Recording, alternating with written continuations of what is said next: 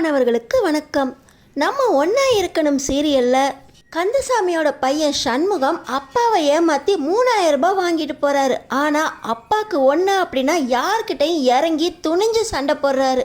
சண்முகத்துக்கு ஒன்றுனா கூட பிறந்த அண்ணன் தம்பிங்க 3 பேர் மட்டும் இல்லாமல் அப்பாவும் சேர்ந்து துணிஞ்சு ஹோட்டலில் வச்சு தப்பாக பேசின அந்த ஆளுங்களை அடித்து நிமித்துறாங்க. இப்படி குடும்பமே ஒன்றா சேர்ந்து அடிக்கிற அளவுக்கு அந்த கஸ்டமர் அப்படி என்ன தப்பாக பேசினாரு? இந்த அடிதடி பிரச்சனை எப்படி முடிய போகுது தெரிஞ்சுக்கிறதுக்கு முன்னாடி இந்த வீடியோக்கு ஒரு லைக் போட்டுக்கோங்க. ஸோ பார்த்தீங்கன்னா முருகனை எங்கே இன்னும் காணோம், இவன் எங்கேயாவது போலீஸ்கிட்ட போய் மாட்டி அடிதான் வாங்க போகிறான் அப்படின்னு கந்தசாமி இங்கே லக்ஷ்மி கிட்ட புலம்பிக்கிட்டு இருக்கும்போது இன்னொரு பக்கம் முருகன் வேகமாக வந்துக்கிட்டு இருக்கும்போது பஸ் ஸ்டாப்பில் நிற்கிறாரு.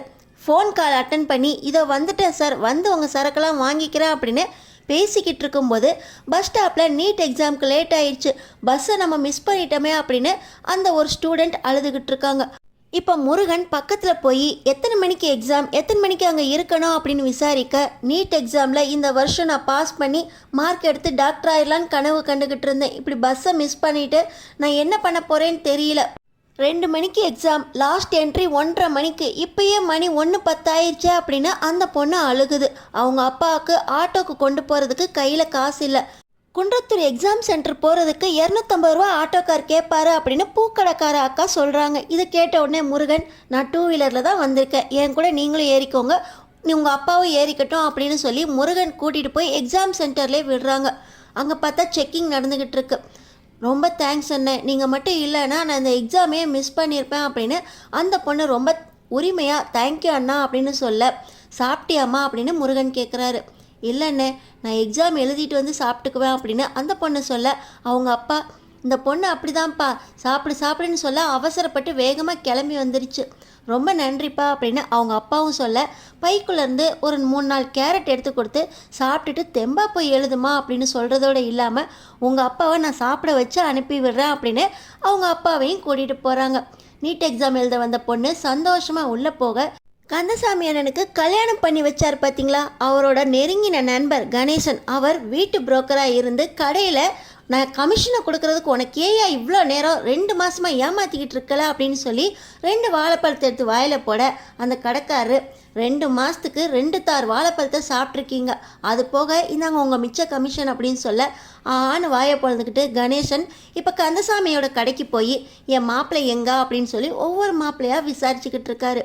இன்னொரு பக்கம் பார்த்தீங்கன்னா நம்ம ஹீரோயின் என்ட்ரி இந்திரா லேடிஸ் ஹாஸ்டலில் கட்சிக்காக பணம் கொடுக்கல அப்படின்னு சொல்லி அராஜகம் பண்ணுற ரவுடிங்க கிட்ட போலீஸ் ஜீப்லேருந்து இறங்கி இன்ஸ்பெக்டராக இறங்குற இந்திரா, என்னடா அராஜகம் பண்ணிக்கிட்டு இருக்கீங்க, நீங்கள் லேடிஸ் ஹாஸ்டலில் இறங்கி லேடிஸ் கிட்ட அராஜகம் பண்ணதுக்கு 6 வருஷம், திங்ஸ் எல்லாம் உடைச்சதுக்கு 4 வருஷம், எல்லா திங்ஸையும் உடைச்சி துப்பட்டாவை இழுத்து இப்படியெல்லாம் பண்ணதுக்கு மொத்தம் சேர்த்து 35 வருஷம் ஆகும் அப்படின்னு இந்திரா மிரட்டிக்கிட்டு இருக்கும்போதே இந்திராவுக்கு ஒரு phone call. Hello IG sir, எனக்கு வந்த இடத்துல ஒரு 4 என்கவுண்டர் பண்ணிட்டேன் அப்படின்னு ஒரே ஃபோன் காலில் வந்த ரவுடிங்க எல்லாருமே ஓடியே போயிடுறாங்க.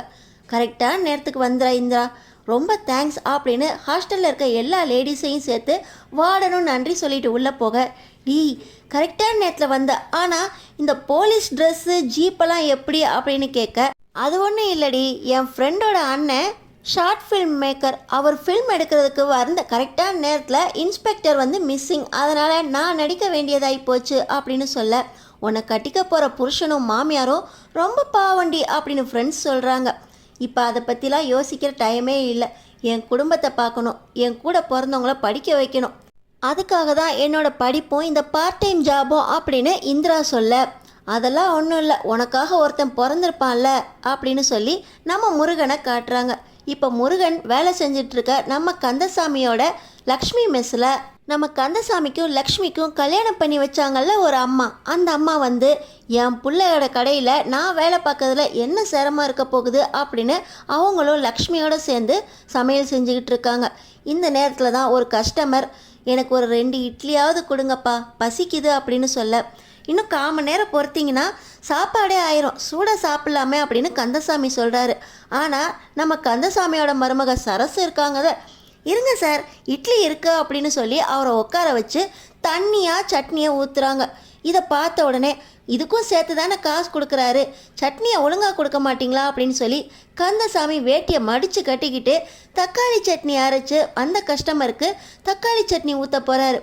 கரண்டி இடம் இவ்வளோ பெருசாக இருக்குது, இவ்வளோ பெரிய கரண்டியில் சட்னி ஊற்றுனா அவ்வளோதான் அப்படின்னு கந்தசாமி சொல்ல, வந்தவங்களுக்கு சட்னியை அரைச்சி கொடுக்குறீங்க, ஆனால் இவ்வளோ ஊற்றக்கூடாது அவ்வளோ ஊற்றக்கூடாதுன்னு பேசுகிறீங்களே அப்படின்னு சரசு ஆச்சரியப்பட்டுக்கிட்டு இருக்காங்க. இப்போ டைம் ஆகி மத்தியானம் லஞ்சுக்கு மெஸ்ஸில் லஞ்ச் ஆரம்பிக்குது. வந்தவங்க சாப்பிட உட்காடுறாங்க. வேலை பார்க்குற கந்தசாமியோட பசங்கள்லேருந்து மருமகள்லேருந்து எல்லாருமே முதலாளி முதலாளி அப்படின்னு தான் ஹோட்டலில் நம்ம கந்தசாமியை கூப்பிட்டுக்கிட்டு இருக்காங்க. என்னையா வேலைக்காரங்கள்லாம் இப்படி அதட்டி வேலை வாங்கிக்கிட்டு இருக்காரு, இவ்வளோ பெரிய ஹோட்டல்லாம் எப்படா இவர் வச்சாரு அப்படின்னு வந்த கஸ்டமர் சாப்பிட்டுக்கிட்டே பேச, இந்த கந்தசாமி ஊருக்கு போய் லக்ஷ்மிங்கிற பொண்ணை இவர் மெட்ராஸில் பெரிய ஹோட்டல் வச்சுருக்கதா சொல்லி ஏமாற்றி கட்டிட்டு வந்தார். இதோ சமையக்கட்டில் நின்று சமையல் பண்ணிக்கிட்டு இருக்கே அந்த பொண்ணு தான் லக்ஷ்மி. இந்த பொண்ணை ஏமாற்றி இந்த கந்தசாமி கல்யாணம் பண்ணி ஹோட்டல் இருக்குன்னு கூட்டிகிட்டு வந்ததோடு இல்லாமல் அந்த பொண்ணு போட்டுட்டு வந்த நகையெல்லாம் விற்று இந்த மெட்ராஸில் ஒரு ஹோட்டலை கட்டி வச்சுருக்காரு. இல்லாட்டினா இவருக்கெல்லாம் ஏது வண்டி கடை வச்சுருக்கவருக்கு இவ்வளோ திறமையெல்லாம் கிடையாது. இவ்வளோ கஞ்சம் பிடிச்சி ஏமாற்றி தான் இந்த ஹோட்டலையே நடத்திக்கிட்டு இருக்காரு. ஒத்த பைசாவுக்கு அவ்வளோ கணக்கு பார்ப்பார். சரியான கஞ்ச பிசினாரி இந்த கந்தசாமி அப்படின்னு வந்த கஸ்டமர் பேசிக்கிட்டு இருக்கிறத கேட்ட உடனே காலேஜ்லேருந்து வந்த சண்முகத்துக்கு பயங்கர கோபம் வந்துடுது. யாரை பார்த்து என்னடா சொன்னா அப்படின்னு சாப்பிட்டுக்கிட்டு இருக்க அந்த கஸ்டமர் சட்டையை பிடிச்சி ஓங்கி அடிக்க போக, அண்ணே என்னண்ணே பண்ணிக்கிட்டு இருக்கீங்க அப்படின்னு கார்த்திக்லேருந்து முருகன் குமரன் அப்படின்னு எல்லாரும் ஓடி வந்துடுறாங்க. நம்ம அப்பாவையும் அம்மாவையும் தப்பாக பேசுகிறாங்கடா அப்படின்னு சொல்லி சண்முகம் என்ன பேசுனாங்க அப்படின்னு ஒரு வார்த்தை சொன்ன உடனே மிச்சம் இருக்கிற முருகன் குமரன் கார்த்திகேயன் அப்படின்னு ஒவ்வொருத்தருக்கும் கோபம் வந்து எல்லாருமே சேர்ந்து அவனை அடிக்க போக, நம்ம லக்ஷ்மியும் கந்தசாகம் ஓகமாக ஓடி வந்து ஹோட்டலில் என்ன வேலைடா பார்த்துக்கிட்டு இருக்கீங்க, கஸ்டமர் தான் நமக்கு முக்கியம் அப்படின்னு சொல்லி இவங்க எல்லாரையுமே ஒரு அதட்டு போட்டு விட, இவங்க எல்லாருமே அப்பா சொல்லுக்கு பயந்து போனவங்களா அடுத்த அதட்டிலேயே மிரண்டு போய், அது ஒன்றும் இல்லைப்பா இவங்க என்ன பேசுனாங்க தெரியுமா அப்படின்னு அப்பா சொல்லுக்கு அடங்கி போய் ஒதுங்கி நிற்கிறாங்க. வந்த கஸ்டமரும், சாரி சார் நாங்கள் தான் தப்பாக பேசிட்டோம், பசங்க மேலே எந்த தப்பும் இல்லை, இனி இந்த மாதிரி நடக்காது அப்படின்னு சொல்லிட்டு சாப்பிட்ட சாப்பாட்டுக்கு காசையும் கட்டிட்டு கிளம்பி போக, வந்தவங்க பேச தான் செய்வாங்க. வாய்க்கு அவள் கிடைச்ச மாதிரி அவங்க பாட்டு பேசிக்கிட்டே சாப்பிட்டாங்கன்னா நீங்கள் அதை ஏன்டா காதில் போட்டுக்கிறீங்க? இது தொழில் செய்கிற இடம், நம்ம கோவில் மாதிரி. கோவிலில் சண்டை போடக்கூடாது. பாருங்கள் எவ்வளோ சாப்பாடு செதஞ்சு கிடக்கு அப்படின்னு கால் மிதி போடாமல் எல்லாத்தையும் அள்ளி போடுங்க. பேசுகிறவங்க பேச தான் செய்வாங்க, நமக்கு நம்மளை பற்றி தெரியும் அப்படின்னு சொல்லி கந்தசாமியும் லக்ஷ்மியும் ஒன்றா சேர்ந்து தன்னோட பசங்களுக்கு நல்ல வார்த்தையை சொல்லி கொடுக்குறாங்க. அப்படி சொல்கிற கந்தசாமி, பிள்ளைங்களை எப்படி வளர்க்கணும்னு உனக்கு நல்லா தெரிஞ்சிருக்கு. என்ன தான் இருந்தாலும் ஹோட்டல் வச்சு குடும்பமாக நீங்கள் நடத்தினாலும் இருக்கிறவங்க எல்லாரையுமே நல்லபடியாக கவனிச்சுக்கிறீங்கல்ல, இதுதான் அந்த லக்ஷ்மி மெஸ்ஸோட பெருமை. இத்தனை வருஷமாக நிலச்சி நிற்கிறதுக்கு காரணம் இந்த ஒரு நேர்மையும் தொழிலில் உனக்கு இருக்க பக்தியும் தான் அப்படின்னு அங்கே வந்தவங்க இப்போ கந்தசாமியை பாராட்டி போக, பாத்தியா கொஞ்ச நேரத்துக்கு முன்னாடி தான் சண்டை போட்டாங்க, இப்போ பாரு பாராட்டிட்டு போகிறாங்க, ஒவ்வொருத்தரும் ஒவ்வொரு மாதிரி தான் இருப்பாங்க அப்படின்னு கந்தசாமி தன்னோட பசங்களுக்கு அறிவுரையும் சொல்லி இப்போ குடும்பத்தோட ஒன்றா உட்காந்து நைட்டு சாப்பிட ஆரம்பிக்கிறாங்க. அடுத்தடுத்து நம்ம ஒன்றா இருக்க கற்றுக்கணும் சீரியலில் என்ன நடக்க போகுதுன்னு தெரிஞ்சுக்கிறதுக்கு நம்ம சேனலை சப்ஸ்கிரைப் பண்ணி தொடர்ந்து பாருங்கள்.